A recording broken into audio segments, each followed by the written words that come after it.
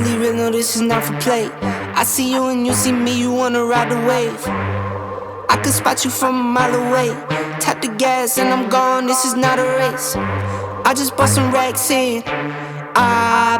What's happening? It's just me and my guys, don't got no rap friends.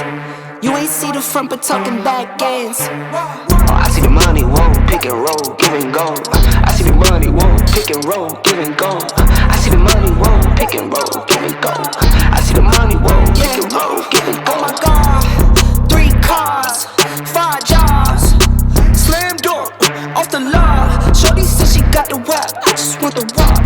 Posted money on the snap, that'll get you robbed. Nike tech, shot wet, 3 dice bet, head crack flex. This is not a question, I don't ever practice, never act in, always act in. Back in 2010, we were sipping activists. Hello everyone, welcome to The Spot Real Talk. My name is Tiara. I'm Tiffany. Hey, I'm Ron. And LaWanda is out this week, but she'll be back with us next week. But we are here talking about The Godfather of Harlem. This is season 2, episode 4. And I'm excited to talk about this one. So if you guys hang tight, we'll be right back with you. Louisiana where the last one burnt you, know that ain't cool. Wanna show you how I'm nothing like him, swear that's the truth, so you can't trust. All right, guys, we're back. And like I said, this is The Godfather of Harlem. This episode was titled The Geechee. And that's Bumpy's club, his new social spot that he has, and that thing was laid out. I mean, Mamie, who he said decorated, she killed that. No, it was looking real slick up in there. There's only one way. Like the Cotton Club. Yes, it's only one way it could go if Mamie has her hand on it. You know, so I expect it to look just like and it's so funny too. It's hilarious to me that Vincent was up in there, you know, chilling with him at the beginning of the episode. He was talking about how nice it was laid out. And I'm like, yeah, this is a long, you know, shot from that little shack y'all be hanging in with the pool table. Yeah. And I'm like, it's so crazy how they love to look down on Bumpy, but he's the one that's out here styling and profiling. But, you know, Bumpy keeps on coming back. I mean, this man, the Godfather of Harlem is correct. I mean, he is a god of sorts. Yep. When it comes to Bumpy and the rest of that crew, they can't touch Bumpy. Yeah, and now Vincent got a chance to see how Bumpy rolls. You know, he's not, you know, just out here in the slums. He is living it up. You know, and if Vincent sticks close with them, Bumpy might show him a thing or two. Well, you know, initially in episode 3, I didn't know if this newfound love affair between Vincent and Bumpy would work because Vincent just has a lot of baggage that I didn't think he could overcome. But looking at episode 4, I'm not sure. I think, you know, Vincent has turned a corner, or at least so it seems. And I kind of like what I see, but I'm very, very cautious of it. You know, Bumpy said something about, you know, who could ever trust a white man? And I guess that has to still hold true, you know, but I'm beginning to feel something that just might work. I have a feeling that you and Bumpy are on the same page because he seemed like he was cautiously optimistic. I feel like as much as they hated each other and they making money together, I said, you know, wouldn't it be interesting if they actually come to like each other? Because once you start understanding, I can see it too. Once you start, you know, understanding one another and everything and getting along, you're gonna be like, hey, you know, it's possible. I feel like it's leaning in that direction. I'm gonna tell you what it is. It's that ass whooping. Because like when I was in high school, there was a bully in high school and he and I fought. And I gave him a nice little ass whooping. We became the best of friends. I don't know what it is about an ass whooping, but it seems to turn your mind around, you know? Maybe that's what was needed. Need a little humbling. Yeah, I just think a lot of times it's xenophobia when folks don't understand the other and they have, you know, preconceived images or positions about other people. When you actually come to get to know folks, then you can break down barriers and everything. And I think kind of that's what's happening with them, you know. Especially now that they have a common threat, you know, because each one of them lost a soldier this week, with their one of each of their men getting hung. And that was, you know, Bumpy read it right off the top. It was to send a message. So somebody knew about their alliance and clearly didn't want it, you know, to continue. And that's what happens. So it was really no, I'm sorry. Yeah, it is. That's what happens in the ranks, because, you know, no matter how much your heart changes, some of your soldiers are still raw. And, you know, they're going to start. And when that happens, you know, it's hard to try to figure out, you know, who it might be or who's responsible. So I believe it came more from Vincent's side than it did Bumpy.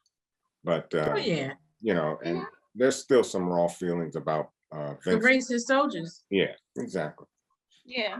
And also, though, once it comes to making money, you see, everybody wants a piece. Yeah. Once they see that there's a profit, they said the profit quadruple. Everybody, you know, Bonanno didn't want no parts in the beginning because Bumpy came to him first before he went to Chin. And then when he saw that it turned a profit, then now he's trying to lay down the hammer and force his way into a partnership. He's very jealous. Yeah.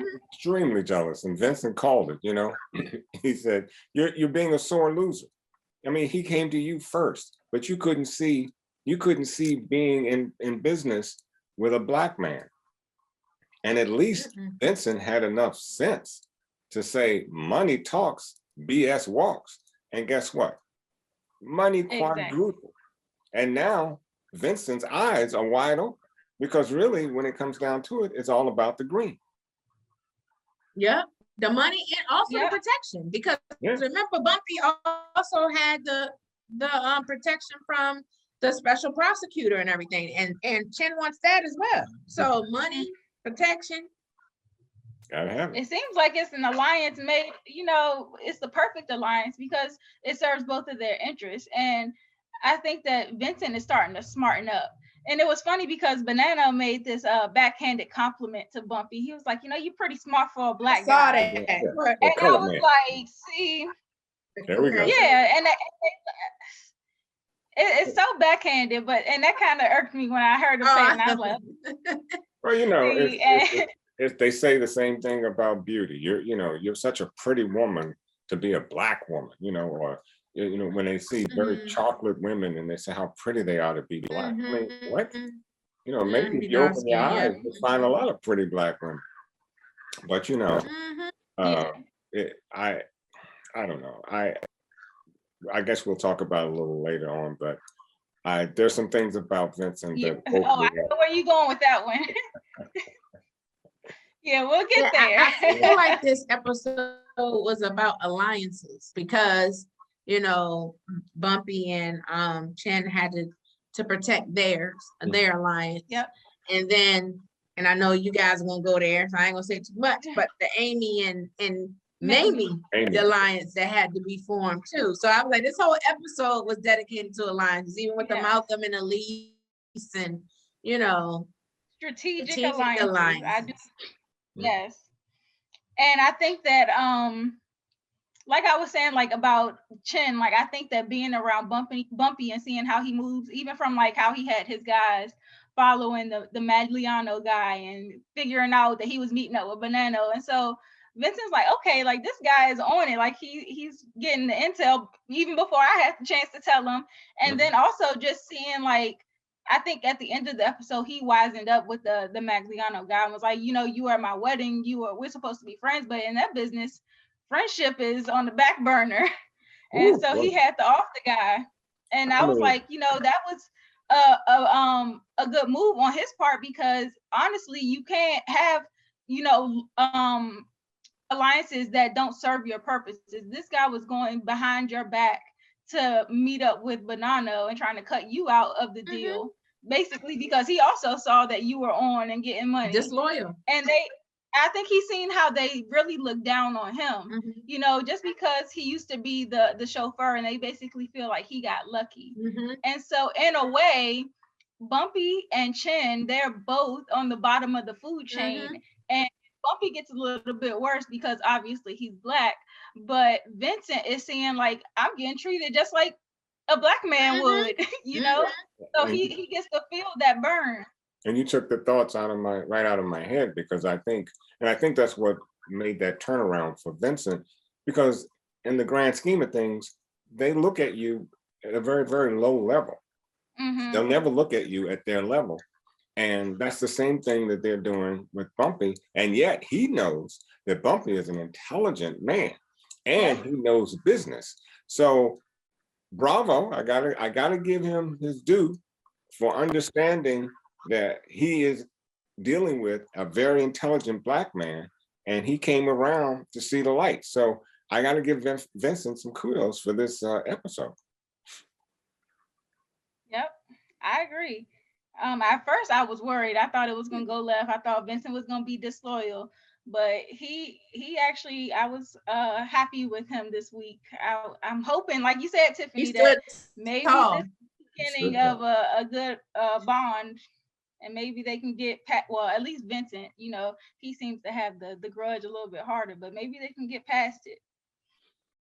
I'm thinking, I have a prediction because it's going that direction with the money and stuff. I think they're gonna come to a situation where Bumpy, because you know they don't like Chin either. They don't respect him. They don't think he's really worthy to be at the table. I think it might end up being a situation where Bumpy might have to end up saving Chin's life, because I think eventually they're gonna try to cut Chin out. Well, Oh yeah, they already said Bonanno is gonna come. They was like, this is not the end of him. So that's And so they said it at the end. They were like, we're gonna have to stick exactly. together. So I think too, to protect his own interest too, Bumpy, and everything in the partnership, I think he's gonna be put in a situation where he gonna have to end up protecting Chin. I can definitely see that happening. Definitely. And you know, we talked a little bit earlier about the Mamie and Amy alliance. So as this everybody was meeting up at Bumpy's club, here comes Adam Clayton Powell walking in with Amy, and he had no idea the history between Amy and Amy. And so I was like, you are so barking up the wrong tree. Yes, I was like, woo. But Mamie is such a classy woman. Oh, you took it out. She handled it very, very well, very well. Classy clapbacks. Yeah, because another sister would have walloped Amy right up in the club or wherever, you know, in the office. Yeah, but I think it speaks to how dedicated Mamie is to that cause. Yeah. Yeah, you took because it out. I don't see who else would want to work with, you know, the mistress. Yeah, so she handled that well, and even as they met up later on at the cafe, and she was asking her like, well, have you read this book? Have you read this book? You know, Mamie is so intelligent and well read, and I think that Amy was maybe a little bit shocked at, you know, how versed she is, because even when they were at Mamie's house, Amy was like, well, have you read this book? And she was like, yeah, I did actually, and it made some good points, but it still doesn't change the color of my skin. And so I think that she was very impressed by her. And especially Bumpy, he just stole the show when he came in and suggested, you know, why don't you go on the show and say that? And I was like, wait around for a woman. Perfect. And I mean, wait a minute, let's not go past the look on Bumpy's face when he walked in the door. Oh yeah. Talk about walking into the lion's den. Oh you were thinking about Chin. Can you imagine? And Bonanno the lion's den. That was the real lion's den. Oh my God. Coming home to the wife, the mistress sitting in your living room. That's a real lion's den. Oh my God. He was like, hold on, what's this all about? I know he wanted. What did I do now? I know he wanted to leave back out when he saw that. Oh, I wrong house and get back. But he stood tall for Amy too, because that also sends a message to Amy too. Like, this is where my loyalty lies. Yeah, he walked up there with a smile and said, what are y'all doing? You know, and he had that little smirk on his face. What are you doing? And and then he says, Mamie, explain, and she broke it down. But that look in his face when he walked in the door, I almost felt for him. I'm like, okay, I haven't been in that situation, but I know how it feels. Oh me. Well, he probably listen. He probably thought they were planning his demise. Right. But you know what the points that Mamie was making about a white woman not speaking for their cause and their issues, I was like, that was like so on point, because even though Amy, claims that she's trying to help and to be an ally in the push for, equality, both on the civil rights side and on the women's rights side, I think it was recently, like this issue came up again a few years ago, because there were a lot of white women trying to steal the show and, advocating for women's rights, but not understanding that women's rights weren't always inclusive of Black women's rights. And so Mamie she really put it down on her and had to lay it out and let her know, like, at the end of the day, like I said, some of those points that were made don't change the fact that I'm still Black. Right. And so it has to be you have to touch every point when you go on here if you're going to be on this show on a national platform, speaking. And the fact that Amy obliged and went on the show with Mamie, I mean, that was picture perfect, because Mamie really got to express the points from her own mouth. And it's an ongoing topic, because even back to Gloria Steinem and several other people talked about feminism, and our folks was from advocating for the civil rights movement. That was a thing we always expressed, that it wasn't just about feminism, it's about the civil rights movement for black men and women. Well, the two movements are mutually exclusive. Right. Mutual in the sense that you're talking about women, but definitely they're exclusive. They're separate, because not once you get over the women's rights, if you will, once you give them rights, you still have a Black woman who is now, she's still going to have twice the fallback, double whammy as a white woman. A white woman doesn't have to worry about being strung up by the neck because of she fighting for her so-called rights. You probably had rights all along. You just had to speak up and ask, and not ask, but demand them.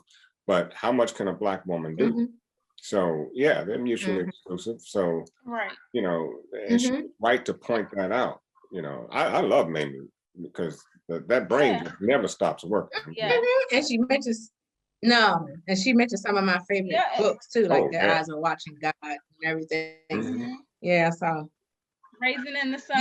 She was putting it down on her. She was like, I'm glad you've been to the play, but you're gonna get these books. You gonna get educated today, sis, since you want to help. Yeah. And I think, and I like how she also. Go ahead. Well, I was saying I liked how Mamie also pointed out to Amy that as a white woman, that there's certain things that you will never be able to relate to when it comes to our experience. Right. And so that was another reason why I was happy Mamie got to speak from her own perspective, because it's like, even though Amy can speak on the points, she can never fully feel what it's like to be a Black woman. That's something that you will never really get to experience. And that's something that goes back to the point I was making about Chin, with him feeling like second class to some of the higher up families, even though he feels like he's, sometimes they downplay him and they call him like, oh, just the chauffeur. He'll never feel what Bumpy has felt from the racial perspective. And so like, I think that was pointed out several times in this episode. And to go back to your point about Amy, that's another reason why Mamie has a connection with Bumpy that Amy will never have, because Mamie understands Bumpy's struggle as a Black man, because she's a Black woman, and Amy will never understand that. No. Right. It's and our experiences aren't in the past. They're in the past, they're in the present, and they're in the future. So we're living that experience. Yeah, that's what I thought about when I was watching it. I thought about we're everything that's going on now. It's still living today. So at best you can do is read about it. But we got the frontline news. We're right there in it. I mean, it never ends with us. So yeah, step back, take a step back. I was glad to see that she brought Mamie on the show so that Mamie could speak to women's or the Black issues of Black folk and women, because Amy's not qualified to do so, simply. No. Yeah, and the fact that she thought she could let you know where that privilege coming in. How many That times speaks to I that privilege. I had to send a tweet to fire up Bill Maher one day about that, because he was speaking on some things that he should not have been speaking on with his privilege. Yeah. So I want to move on and talk a little bit about Malcolm now. So he's been, under the microscope lately. Adam Clayton Powell let him know that he had, intel that he personally received that, J. Edgar Hoover was doing wiretaps and sending surveillance, and we seen the two white guys that were posted up outside his house in the car. And so he is really under, the eyes of the government and of the Nation of Islam. And so after last week, Malcolm was actually with Bumpy when he went to go and try to get Cecil released from prison, which was really a political statement, even after Elijah Muhammad told him not to, take a side and that he needs to be less political. Yeah. And, Malcolm was like, you know what? I'm doing my own thing. I'm riding for my people. So he really let his message be known that, I'm not backing down, which further separates him from the nation. But you know what I like? I'm sorry. You know what I liked in episode 3 when Bumpy and the lawyer went to the jailhouse and told the chief, and Bumpy told the chief, an eye for an eye. That's the only thing. And I hate to say this, but it seems to be the only thing that will wake them up. That's what the message of Malcolm X was actually, and at some point. Now, I don't advocate violence, but I can't see sitting by watching your people just go down every single time, by the tens of hundreds and things like that. At some point, you have to learn to protect yourself. And what Bumpy did was just classic. That was as classic as he gets. He's so clever. How he maneuvers. And when he told that chief, an eye for eye, call home. When he opened that envelope and saw call home, everything came clear once he saw that. It was quite clear what he needed to do. Yeah, because he harassing Bumpy and his family and stuff. No. Yeah. Yeah, you know. I got a feeling though that's not gonna be the end of this chief. We're gonna see him again probably. So Especially after something like that. That's a good question too. That's a good question too, because Vincent knows that guy. So, with the new alliance, paying them off. Well, and with that new alliance with Vincent might look at him as a liability. So it's going to be interesting how Vincent takes care of him if he should ever step up to Bumpy again. That's going to be the real interesting part. Yeah, I'm interested in seeing that. But as it pertains to Malcolm, just going back into that part of the episode, he actually was getting his bills and stuff covered by the nation. And so to come home and find out that you've been cut off, that's a shocker. So, I mean, I was feeling for Malcolm and Betty. I was like, sheesh. No bills. I mean, they went below the belt. Cut off the phone. Electricity. And it was really a super low blow to send that additional letter claiming that Elise was pregnant and that Malcolm and Elise had been having an affair. And I'm like, that was real below that the belt. Was really dirty and stuff. But obviously people detected that I mentioned in the other recaps we've done that there's some tenderness there. Yep. Everybody can see it. Yeah, you can tell that she has feelings for him. And that sister at the mosque is a hater. She probably the one that sent that letter.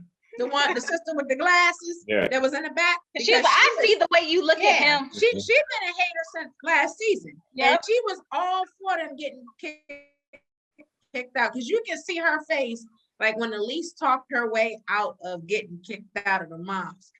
Her face was like, oh no, like she's gonna convince them otherwise. You can see just like the dismay on her face. So I was like, this chick is a hater. Well, if you go back, and if you go back, you remember she was trying to soften up to Malcolm X too. And once Malcolm X, that's why I said this she's a hater. Like she's not the only one that had feelings for Malcolm. Exactly. And that's why Betty was like, I don't know if I'm buying this. When Elise stopped by and she was like, I really don't have feelings for him. I came to warn him and everything. Betty was side-eyeing her like, I can see it in your eyes too. Right. Well, the other stuff that she didn't write the letter, that's true. She's not pregnant by him. Yeah. Right. But I can see why Betty would be skeptical. But it's true. In her eyes, you can't see that she does have feelings for Malcolm. She does. But that's what led her. But again, with Betty, I mean, okay, Betty, I can understand you being upset, but once Elise broke it down to her as to how Malcolm saved her life, I mean, I can understand the love that she's going to have for Malcolm. She did understand. Yeah, and I think so too. I think that's what was needed so that she could understand. Yes, she does love your husband. She respects your husband, but yes, she does love him. And how could she not love him?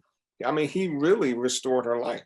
So, he did save her life. Yeah. Exactly. I think she feels indebted to him. Like, that's why she was saying, that's why I'll go in and be your eyes and ears. Yeah, she does feel indebted to him.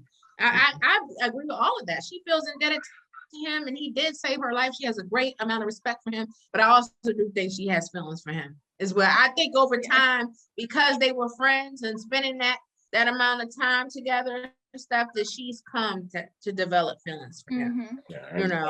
And I actually think they are well deserved. I mean, Malcolm has done a lot for her, and I just don't know how you wouldn't fall in love with a man like Malcolm. And you're learning the word, you're learning the preaching and the gospel of Muhammad, and he's teaching you all that, and you're learning from him. How could you not fall in love with this guy? I mean, and like she said, if you form another union, I'm going with you. So. Hey. Malcolm, he tripped me out too, because when he pulled up on dude trying to on what's his name, Charles, brother Charles stuff, he said, I said, look at Malcolm Johnson. He pulled the strap out on dude. He said, I ought to blow your head off. Oh, then he snatched him and said, get your ass out of this car. I said, Malcolm, what's the word?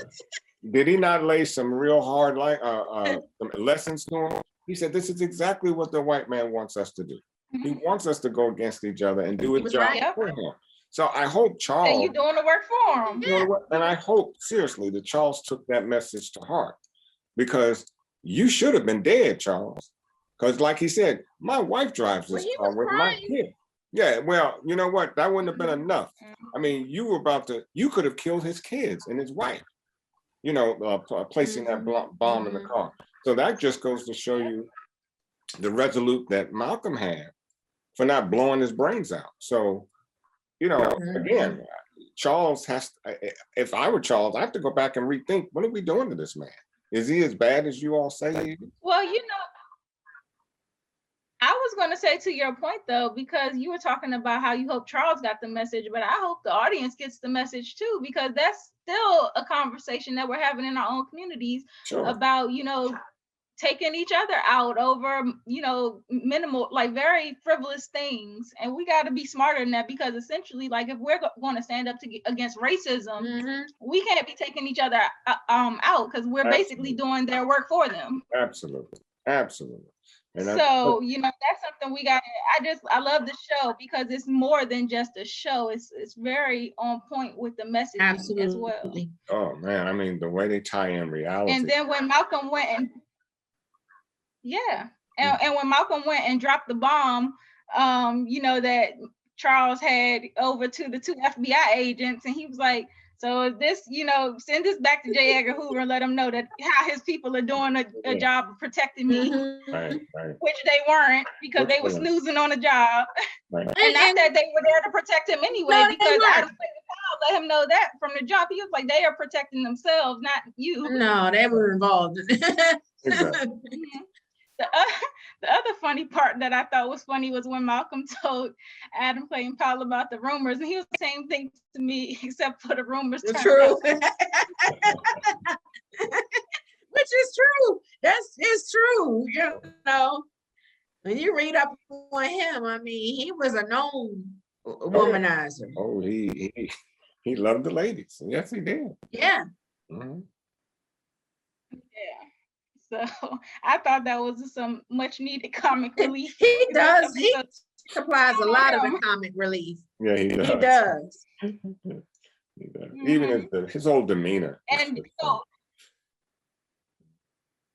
the thing that I'm worried about though with this Charles character is that I think everybody on that Nation of Islam board was looking at Elise kind of funny. Like, is she just saying this because it sounds good? Like saying she is not going to follow fools and she's not going to stand up for, a liar, as she was referring to Malcolm for going against Elijah Muhammad. Like, okay, this sounds good, but we know kind of like how close you were to Malcolm. So I wonder if even that brother Charles character, if he will, because he kind of told Elise, like, I read between the lines of what Elijah Muhammad was saying, and I'm going to carry this out. And so the fact that she might have been the only person that he told, and it somehow got back to Malcolm, he might be like, okay, so you said that you wasn't, following, you wasn't going to have a relationship with Malcolm anymore. How did he find out? So I think that's going to come back up. He's going to be back on the spot. They're going to find out, and they're going to, and they probably following her too. So yeah, that's what they're going to find out that she tipped them off, and they went to the house, and she's probably going to be bounced out of the Nation of Islam too, just like Malcolm. And then or worse, worse, because Brother Henry was being very menacing when he said is a hater too. Yeah, I think Bumpy gonna probably have to protect the lease. I believe so. He won't because that's her only saving grace is the fact that she's his child. I was worried. I was just so worried they followed. I thought that maybe they may have followed her to Malcolm's house, because once they suspect you, they're gonna put a tag on you. So I'm thinking that they may have followed her, and I a little too early to do any predictions, but I think in the next show we may find out that they actually did follow Elise to I think so. I think so. Yeah. So I guess the last topic I want to bring up about this episode is Stella and this Ernie situation. Because we seen last episode that Stella actually, went through with her plan to take out Benny. So she ended up shooting him in the leg, and Ernie had to finish him off, which I was surprised with Ernie. Not necessarily surprised, but I would say that was a big move on his part, because he knows how much heat he would get from Vincent. But he loves Stella.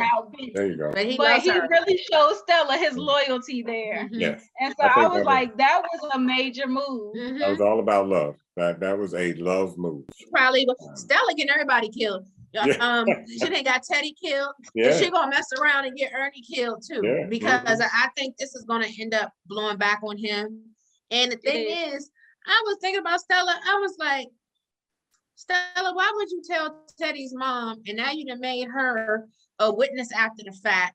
Yeah. And and then Ernie's like, oh, I'll go talk to her. I'll take her the money. Ernie is the reason why Teddy's dead, because dude followed Ernie, to Teddy. Right. And Stella. So I was like, so if I knew that, like, I would not have allowed Ernie to go speak on my behalf after what already happened to Teddy's mom. I would have gone myself. Matter of fact, she shouldn't have told her in the first place. No, true. Exactly. They're not moving. Why? I was going to do that. She shouldn't have said anything to his mother. That way she could at least have that plausible deniability. I don't know nothing. Okay. And then on the other part, like, she knows that she's the daughter of like a major mobster in New York. And so if he has people following her around trying to make sure she don't kill herself or something. She could have led them, like you said, right up to Teddy's mother, or even with Ernie and getting him involved in the situation now, because she initially asked Ernie to do it for her anyway. And so I'm like, you don't realize what your actions, like the consequences that are going to be for other people. And I think Ernie kind of put that through her head this week, like, oh wow, you're right. Like, I didn't think about that. So Stella, she better start smartening up. Yeah, she's grieving, and I think that's why, her thought process is a little foggy and stuff, but she's putting other people in danger with her actions. Yeah. Definitely. Yeah, and I can only imagine once Vincent like realizes that Benny is dead, because right now they just think maybe he up and went back to Florida or something. And so I don't know how they can cover that up.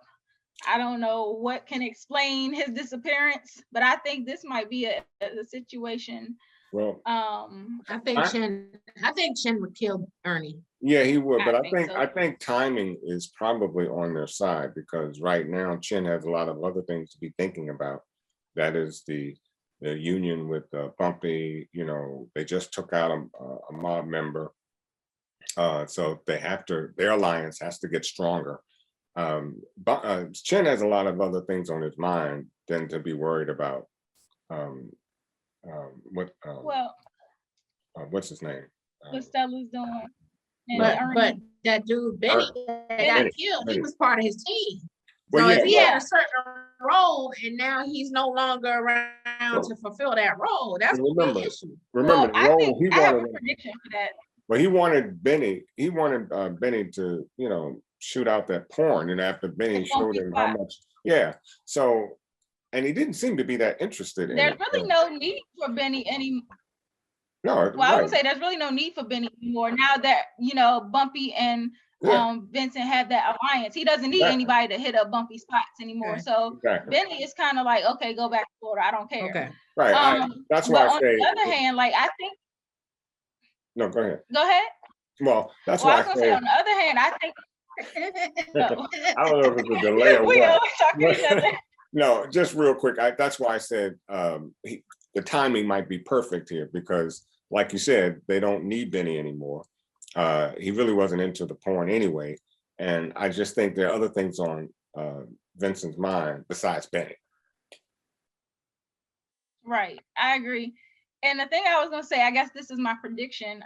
So if we want to go into predictions for next week or beyond, I think that since Ernie has done such a grand gesture of taking out Benny for Stella, I think Stella's gonna have to repay the favor when it comes down to Vincent and Ernie facing off over Benny's death. And I think Stella is gonna have to step in and save Ernie, because at this point, Vincent and Stella are kind of on the outs. Their relationship is not intact. And so I think that in efforts to, keep his relationship with Stella, he would oblige her. If she was to say, like, don't do it, he stepped in for me, it was my fault, or something like that. Whatever it is, and Stella says don't do it, then I think that Vincent would give in to her request, just to try to get back in good graces with Stella. And so, and I think that Ernie, I mean, he's a loyal rider, at least for Vincent. And he's shown that he will do anything that Vincent wants him to do. And so the fact that he would do something like that for his daughter, I think could also speak great volumes for Vincent. Sam, I could see, because I mean, Benny straight up requested that Ernie shoot Stella. And so he could say, he was trying to kill her. He could say that. Yep, he could. So he was trying to kill Stella, and I had to step in. And Chin would understand that. And I think as Chin continues to work with Bumpy and their relationship develop, he may come to understand why Stella fell for Teddy in the first place, despite their differences. That's a long stretch, but I can see where you're going with it. No, but I'm just saying, like you may not think, like, his thing was, I can't understand why she can't, fall in love with an Italian guy, regular Italian guy, because when you don't have regular dealings with the Black community in a positive way, it's easy to think like, oh, they're just N-words or they just savages, they kill each other, they're on drugs. Like, it's easy to look down on the community when you don't have any dealings with them. But now that, Stella had dealings with Teddy, Bumpy has close dealings with Bumpy, it's like, okay, so they're not all the same. They actually do have, we have common interests. We love our families. We both want to provide. You find more things in common as you stop, as you start to see past the color lines. When you're not living in silos. Right. Yep. Cool. So I enjoyed this episode a whole lot. Definitely looking forward to next week. I'm hoping that, with everything that's going on, nobody else gets killed, but we know this show. That's it. You never know with this show. That's what I said. I think it's gonna be a couple people checking out. I was worried for Delia, Teddy's mom, for a minute there. When she said, "But I'm not going anywhere," I was like, "Oh Lord." I would have been on the first thing out to Ohio. Yep. Oh, 5,000, I'm gone. I mean, take it, go. Staying there isn't going to help your son anymore. And you need to know. A younger son that was in school. Oh yeah, well, hey, people school hop all the time. I'm sure you can find another school for him. Listen, that barrel on her face changed her mind real quick. She's like, "Oh, I'll go." No problem. A gun will do that to you when it's in your face. Yeah. Yes. All right. Well, do you guys have anything else to add before I close out? I don't think so. I'm on the edge of my seat though. There's a lot to be, you said a minute ago, Tiffany, you hope no one else gets killed, but I think there's another killing coming. No, I believe some more people gonna get killed. I said that. I'm hoping, but this is the show. Is the show we watching. It's part of their lifestyle. Right, and this is episode 4. No, we getting this way. Is it 8 or 10? It's 8 or 10 episodes in this season. I think they have 10. They have 10. Yeah, there's gonna be a couple people. There's a few more people checking out. We're not even halfway yet. Okay, well, like I said, I enjoyed this episode. Next week we should have LaWanda back with us, so she'll get to chime in. I'm sure she's been burning up, ready to speak on some of the stuff that's going down. Also, we'll have some. Later this month, I believe The Chi comes back, May 23rd. So, yep, we'll probably be doing both shows at once for a few weeks. So make sure you guys stay tuned for that. Another one of our favorites. So make sure you like this video, subscribe to our channel, and click the notification bell so that you get alerted every time we post a video. Also go down in the comments and let us know what you thought about this episode. We are on social media at The Spot Real Talk on Instagram, Twitter, and Facebook. So make sure you give us a follow there as well. If you guys don't have anything else to add, I think I'm going to call it a night. It's done. Nothing else? And to all of you out there, see you guys next time. And happy Mother's Day to everyone out there that are mothers. And those of you who are planning to be mothers, I'll give that same wish to you. Happy Mother's Day to all of you. All right. Okay. Yes. Have a good night, guys. Bye-bye. Yeah, I'm all in. Brody on the line, I'm tapping in. God out here pulling the strings for me. A girl on the line, she feeling me. Preoccupied by the motivation. Put in the time, pay the entry fee. Bro on the right, yeah, he kinda nice. Inside of my mind, no one's real as me. Lately, life has been gorgeous. Wake up to clear, my eyes hit recorded. Praise up to God, I ain't chasing no swinging the miss, got me hitting these lips. I get the orders, don't get it distorted. Disconnected, I've been cordless, I've been cordial, I've been exploring. I got a whole lot, but somehow I want more of it. Yeah, I went to tour and put on for the soil. Hey, bruh, remember they used to ignore us? Now they dropped me the pin with the cord and they catch me running through the ordinance. Remember we couldn't afford the whip.